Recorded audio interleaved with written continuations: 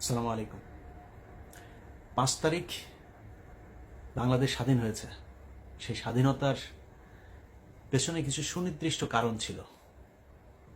জাতি একটা জায়গায় একমত হয়েছিলেন যে কয়েকটা ঘটনা এই জায়গাগুলো ঠিক করতেই হবে। সেটার মধ্যে সবচেয়ে বড় হচ্ছে ভারতকে এই দেশ থেকে বিতাড়িত করতে হবে। শেখ মুজিব আওয়ামী লীগ এটার নামে এই দেশে আর রাজনীতি করা যাবে না। যেই কারণেই 5 তারিখের পরপরই জনগণ যেখানে শেখ মুজিবের ছবি পেয়েছে, আওয়ামী লীগের ছবি পেয়েছে, পোস্টার পেয়েছে, সেগুলো সব ধ্বংস করেছে। তারপরে ঘটনা প্রবাহ আপনারা সবাই জানেন। সবার আগে শুরু করেছেন বিএনপির মহাসচিব মির্জা ফখরুল ইসলাম আলমগীর। তিনি বললেন তার হৃদয়ে রক্তক্ষরণ হয়েছে শেখ মুজিবের এই ছবি দেখা নিয়ে। তারপর আমার একসময় খুব প্রিয় একজন আপা ছিলেন রুমিন ফারানা। এই প্রিয় আপা তিনি বললেন যে ছাত্রলীগকে নিষিদ্ধ করার এই সরকারকে। এরপরে এসে 2 দিন আগে রুহুল কবির রিজভী বলে ফেললেন শেখ মুজিবের এই ছবি এখান থেকে সরানো হোক, এটা আমরা চাই না। এগুলোর পেছনে কি কারণ সেটা বাংলাদেশের মানুষ পরে জানবে বা পরে জানানো হবে। কিন্তু একটা জিনিস মাথায় রাখতে হবে, বিএনপি ডাকে কিন্তু এই দেশের মানুষ রাস্তায় নামে নাই। আসলে এটা মনে রেখে তারপরে কথাবার্তা বলতে হবে। এবং আমরা কিন্তু বিএনপির পয়সায় জীবনের ঝুঁকি নিয়ে পরিবারকে বিপদে ফেলে বিদেশে বসে কথা বলি নাই। দুঃসময়ে যেহেতু বিএনপির সাপোর্ট নেই নাই, সুসময়ে বিএনপির সাহায্য নিয়ে, বিএনপির কাছ থেকে টাকা পয়সা নিয়ে বিএনপির পক্ষেই কথা বলতে হবে। এটা আমাকে দিয়ে অন্তত সম্ভব না। ইনশাআল্লাহ আল্লাহ যদি মস্তিষ্কটা যদি ঠিক রাখেন, ওইটা আল্লাহর রহমতে কোনোদিন করব না। এই মগজ বিক্রি করে খাবো না। যেটা মনে করি, যেটা চিন্তা করি, ওইটা মৃত্যুর আগ পর্যন্ত ওই জায়গাতেই থাকবো। বাংলাদেশের মানুষ শেষ দিন পর্যন্ত দেখবে ইলিয়াস হুসাইন যেখানে ছিল সেইখানেই থাকবেন। অতএব আপনারা যদি মনে করেন ভারতের পক্ষে থাকবেন, আওয়ামী লীগের পক্ষে থেকে তারপরে আপনারা রাজনীতি করবেন, 2001 থেকে 5 পর্যন্ত আসলে এত বিশাল ভালো কিছু করেন নাই। সরি, আমার একদম এইভাবে বলতে ইচ্ছা করে নাই, কিন্তু বলে ফেললাম। এত ভালো কিছু করেন নাই যে আপনাদের জন্য বাংলাদেশের মানুষ রাস্তায় নামবে।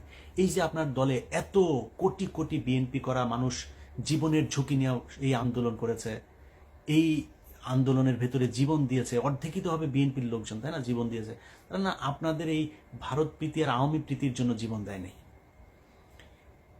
আপনারা যদি নাকি জনগণের সামনে স্পষ্ট করতে না পারেন, তাহলে আমরা কনফিউজ হব। আপনাকে স্পষ্ট একটা পক্ষ অবলম্বন করতে হবে। আপনি ভারতের পক্ষে, আওয়ামী লীগের পক্ষে নাকি না, এটা আমাদের জানা খুব জরুরি। এই মুহূর্তে কনফিউজড হয়ে থাকলাম, বাট আমার মনে হয় খুব সহসায় আমরা এটা জেনে যাব, তখন আমরা আমাদের মতামত জানাই দেব। এই দেশের মানুষ, যারা সাধারণ মানুষ আপনাদেরকে ভোট দেয়, রাজনীতি করে না, তারাও না আওয়ামী বিরোধিতা করে, তাই বিএনপির দলে ভোট দেয়। এমনিতে বিএনপি করার কোনো কারণ নেই, অন্য কোনো কারণ টারণ নাই আসলে ওইরকম। তো সেই জায়গাটা যদি নষ্ট করে না, তাহলে সামনে বিপদ হবে। কয়েকটা জায়গা যদি বলি যে এই যুদ্ধটা কেন হয়েছিল, বিডিআর হত্যাকাণ্ড, সেটার বিচার হইতে হবে। কমিটি গঠন করার কথা বলা হলো, এখন পর্যন্ত কিছুই করা হয়নি। কয়দিন আগে স্বরাষ্ট্র উপদেষ্টা বললেন ওইটা নিয়ে এখনো তারা চিন্তা ভাবনা করছেন, ফাইনাল কিছু হয় নাই। এই জন্য আপনাদেরকে ক্ষমতায় বসায়নি। পরের দিন উচিত ছিল বাংলাদেশে কোথায় কোথায় রয়্যাল এজেন্ট আছে সব কটার এই দেশ থেকে বাইর করা হয় নাই। বিডিআরের নিরীহ সৈনিকরা তারা জেলখানায় আছে, এখন পর্যন্ত বের করে নাই। উচিত ছিল পরের দিন তাদেরকে যেইভাবেই হোক, জেনারেল অ্যামনেস্টি হোক আর যেইভাবে হোক, তাদেরকে করে দেয়া। করা হয় নাই। আলেমদেরকে বের করে দেওয়া দরকার ছিল, করা হয় নাই। এই ছাত্ররা এখন পর্যন্ত হাসপাতালে আহত অবস্থায় আছে, চিকিৎসার টাকা নাই। আপনারা সরকার থেকে কোনো সহযোগিতা করেন নাই এখন পর্যন্ত। গতকালকেও এক পত্রিকাতে নিউজ দেখলাম, যারা নিহত হয়েছে তাদের পরিবারকে এই স্যাবলামো করে 2 লাখ 5 লাখ না, অন্তত 5 কোটি করে টাকা দেওয়া উচিত। তারা এই দেশ স্বাধীন করেছে, দেওয়া হয়নি। বাংলাদেশে গেল 15 বছরে ব্যাপক লুটপাট হয়েছে এই বিদ্যুৎ খাত নিয়ে।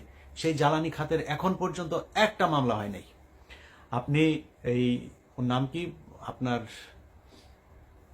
দরবেশ বাবা সালমান এফ রহমানের বিরুদ্ধে মামলা হচ্ছে নীলক্ষেতে, সে এক ব্যবসায়ীকে পিটিয়ে মেরেছে।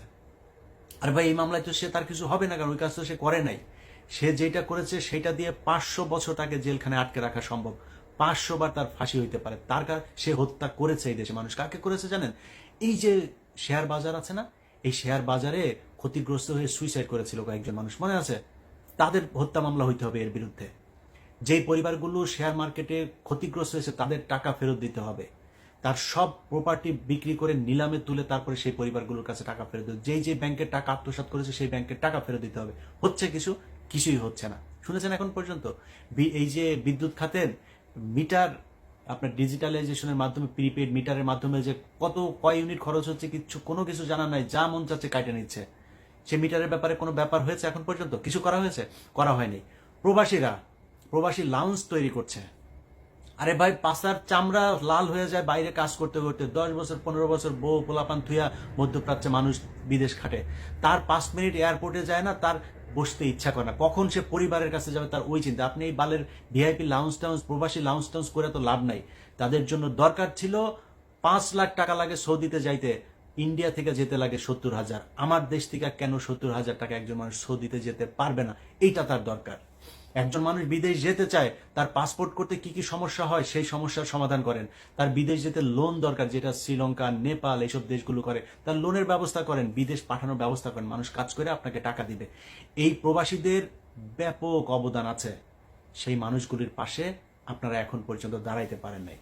অতএব মানে বটম লাইন হচ্ছে, এই সরকার একটা ব্যর্থ সরকার, কিচ্ছু করতে পারেন নাই। সব শেষ যেই কাজটা করেছেন মোস্তফা সরোয়ার ফারুকীরে এখানে নিয়ে এসে, যেই মানুষরা এই দেশে জীবন দিয়েছে, যে আলেমরা রাস্তায় নেমে এসেছিল 5 তারিখে, সেই আলেমদের মধ্যে থেকে 5 জনকে আপনারা ধরে নিয়ে গেছেন এটার প্রতিবাদ করায়। মোস্তফা সরোয়ার ফারুকীর সংস্কৃতি মন্ত্রণালয় এখন এত কিছু করার এত প্রয়োজন পড়ে নাই। এখন পর্যন্ত মানুষ খাবারের টাকা নাই, মানুষের জিনিসপত্রের দাম হু হু করে বাড়ছে, সিন্ডিকেট ভাঙতে পারেন নাই, সব জায়গায় আওয়ামী লীগের লোককে আইনে এখন আপনি বাণিজ্য উপদেষ্টা বানাচ্ছেন। এই জন্য তারা জীবন দিয়েছিল? এই জন্য তাদের কোনো জায়গার মধ্যে আপনি ব্যবস্থা নিচ্ছেন না, আওয়ামী লীগের লোকজনকে এনে এনে তারপরে বসাচ্ছেন, মুজিব প্রেমীকে এনে তারপরে আপনি উপদেষ্টা বানাচ্ছেন। এই জন্য বাংলাদেশের মানুষ আপনাদের কি করেছিল? 2 জন মানুষ আছে, একজন নাহিদ, একজন আসিফ, এই 2 জনকে উপদেষ্টা বানানো হয়েছে। আরেকজন মাহফুজ আলম ছিল প্রধান উপদেষ্টার বিশেষ সহকারী, তাকে এনে উপদেষ্টা বানানো হয়েছে। আপনার মনে হয় এটা তার জন্য প্রমোশন? তাকে ওইখান থেকে সরিয়ে দেওয়া হয়েছে যাতে এই আসিফ নজরুল গং, যারা প্রথম আলোর গং, তারা এই ডক্টর মোহাম্মদ ইউনূসের কান ভারী করতে পারে। কারণ ইউনূস তো, যেটা সত্য কথা, সে তো বাংলাদেশের কোনো কিছু চিনে না, বাংলাদেশের মানুষকে সে ঠিক মতো চিনেও না, সারা জীবন ছিল বাইরে বাইরে। সো তাকে কেন রাখা হয়েছে? যেহেতু উনি সবার কাছে সমাদৃত, আন্তর্জাতিকভাবে আমাদের এখন টাকার ক্রাইসিস আছে, রিজার্ভ ক্রাইসিস আছে, তাকে দিয়ে আমরা বিদেশের সাথে লবিংগুলো করতে হয়, এই জন্য তাকে বসানো, সবাই মেনেও নিয়েছে। কিন্তু তাকে দিয়ে এখন যে এই যে প্রথম আলো সহ বিভিন্ন জায়গার এই যে যারা প্রোডাক্ট, এই প্রোডাক্টগুলোকে বসানো হচ্ছে। আপনি দেখেন ডেইলি স্টারের এই যে সাবেক ডেইলি স্টারের প্রোডাক্ট আকবর হোসেন বিবিসির, তাকে বানানো হয়েছে লন্ডনের প্রেস মিনিস্টার। ওয়াশিংটনের বানানো হয়েছে গোলাম মর্তুজা। এই গোলাম মর্তুজার কথা ভুলে গিয়েছি আমরা। 2018 সালে নির্বাচন পর্যন্ত সে যেইভাবে ন্যাকেড ভাবে ন্যাংটা হইয়া তারপরে আওয়ামী লীগের পক্ষপাতিত্ব করেছিল, 18 নির্বাচনের পরে সে চোখ, তাকে সুশীল বানায় এনে বসানো হইলো কোথায়? ডেইলি স্টারে। সে আওয়ামী লীগের বিরুদ্ধে কথা বলে, এগুলো আমরা বুঝি না? এগুলো রয়ের প্ল্যান বি এর অংশ। তাদেরকে এখন এই জায়গায় নিয়ে বসানো হচ্ছে। অতএব যারা যারা মনে করছেন যে বাংলাদেশ স্বাধীন হয়ে গিয়েছে এবং এদেরকে দিয়ে ভালো কিছু সম্ভব, আমি আপনাদেরকে গ্যারান্টি দিয়ে বলে রাখলাম যে এই যারা উপদেষ্টা হয়েছে তাদের ব্যাপারে আপনাদেরকে ব্যবস্থা নিতে হবে।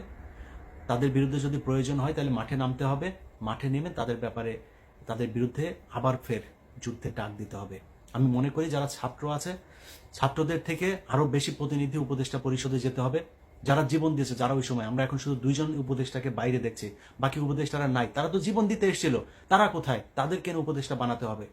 ডক্টর কনক সারোয়ার, পিনাকি ভট্টাচার্য, তাদেরকে উপদেষ্টা বানাইতে হবে। মানে আমার নামটা আমি বললাম না, কারণ হয়েছে যে আপনারা আবার মনে করেন না যে আমি আমারটা, মানে আমি হইতে চাই এই জন্য আমারটা আবার আরেকজন বলবে, এই জন্য না, আমারটা বলে রাখি। এটা হচ্ছে আমি আপাতত দেশে যাচ্ছি না, এই কারণে আমার কোনো উপদেষ্টা হওয়ার যোগ্যতাও যদিও আমার নাই, বা কোনো পদে দিতে চাইলেও আমি সরকারের কোনো পদে, যেমন এই সরকারের কোনো সুযোগ সুবিধা আমি নিব না। সো আমি যাচ্ছি না আর কি। যে কারণে আমার মনে হয় এই মুহূর্তে একজন মানুষ আছে, আসিফ মাহাতাব থেকে শুরু করে এই ডক্টর কনক সারোয়ার, পিনাকি ভট্টাচার্য সহ যারা ওই সংগ্রামে সরাসরি সরকারের বিরোধিতা করেছে, যারা জীবন বাজি রেখেছে, নিজেকে বিপদে ফেলেছে, তাদেরকে উপদেষ্টা পরিষদে আনতে হবে। আর এই বুইরা খাটাসের বাচ্চাগুলো যেগুলো আছে এখন উপদেষ্টা, এদের মধ্যে কেউ কেউ যদি জ্ঞানী থাকে বা আমলা টামলা তো কিছু লাগবে, ওদেরকে পরামর্শক হিসাবে রাখলে রাখা যাইতে পারে। এর বাইরে জায়গা ছেড়ে দিতে হবে যুবকদের সামনে, কারণ এই যুবকরা তারা এই দেশ স্বাধীন করেছে। আপনার যদি কোনো কিছু পরামর্শ দেওয়ার থাকা, আপনি অ্যাডভাইজার হিসেবে থাকেন, ওই উপদেষ্টার অ্যাডভাইজার, আপনি সরাসরি উপদেষ্টা হইতে পারবেন। কারণ এই বুড়ার বাচ্চাগুলো একটা আজ পর্যন্ত কোনোদিন এই 15 বছরের শাসন আমলে একটা হাঁচি দেয়নি। একমাত্র ডক্টর মোহাম্মদ ইউনূস, তার বিরুদ্ধে তাও শেখ হাসিনা মামলা করেছিল, তাই তার সাথে ব্যক্তিগত বিরোধ ছিল। এছাড়াও শেখ হাসিনার সাথে তার কোনো সমস্যা ছিল না। বাকিগুলো যেগুলো আছে তাদের সাথে কোনো সমস্যাই ছিল না, বরং বেশিরভাগই এই শেখ হাসিনার কথা শুনে তারপরে তারা কাজ করেছে। অতএব তারা উপদেষ্টা হবে কিসের জন্য? উপদেষ্টা যারা জীবন দিতে চেয়েছে তারা হবে, যারা স্বাধীন করেছে তারা হবে।